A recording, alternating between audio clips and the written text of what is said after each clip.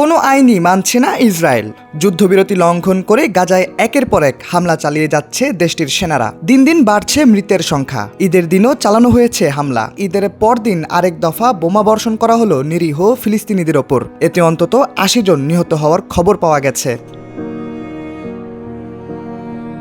গাজার স্বাস্থ্য মন্ত্রণালয়ের বরাতে বার্তা সংস্থা আনাদোলো জানিয়েছে, সোমবারের হামলায় কমপক্ষে ৮০ জন ফিলিস্তিনি নিহত হয়েছেন, যার ফলে ২০২৩ সালের অক্টোবর থেকে শুরু করে ইসরায়েলের গণহত্যামূলক আগ্রাসনে এই ভূখণ্ডে মৃতের সংখ্যা বেড়ে দাঁড়িয়েছে ৫০,৩৫৭ জনে। স্বাস্থ্য মন্ত্রণালয়ের এক বিবৃতিতে আরও বলা হয়েছে, গাজায় ঈদুল ফিতরের দিন রোববার ৫৩ জন নিহতকে হাসপাতালে নেওয়া হয়েছে। সব মিলিয়ে ৪৮ ঘণ্টায় ইসরায়েলের হামলায় ৩০৫ জন আহত হয়েছেন। ফলে সংঘাতের শুরু থেকে আহতের সংখ্যা বেড়ে ১,১৪,৪০০ জনে পৌঁছেছে। এদিকে ইসরায়েলের হামলায় অনেক আহত মানুষ এখনও ধ্বংসস্তূপের নিচে চাপা পড়ে আছেন।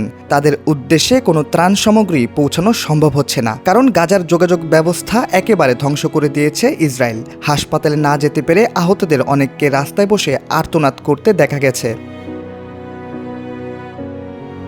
আন্তর্জাতিক চাপ থাকার ফলে গত ১৯ জানুয়ারি গাজার সঙ্গে যুদ্ধবিরতিতে যায় ইসরায়েল। তবে তাদের দাবি, হামাস এখনও অনেক ইসরায়েলি সেনাকে জিম্মি করে রেখেছে, যার কারণ দেখিয়ে রমজান মাসে চুক্তি ভঙ্গ করে হামলা চালায় ইসরায়েল। এর অবশ্য পাল্টা প্রতিদানও দিয়েছে হামাস বাহিনী।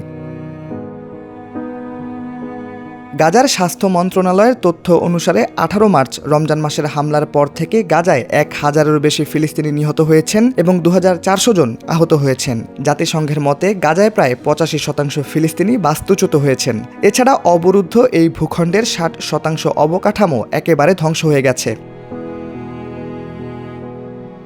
ইসরায়েলের এই বর্বর আক্রমণের ফলে উত্তর গাজায় ব্যাপক ক্ষুধা ও অনিশ্চয়তা দেখা দেয়, যার ফলে রাস্তায় নেমে হামাসের বিরুদ্ধে স্লোগান দেয় একদল মানুষ। তারা দাবি তোলেন, হামাসের কারণে ইসরায়েল এই উপত্যকায় তাদের বর্বরতা অব্যাহত রেখেছে।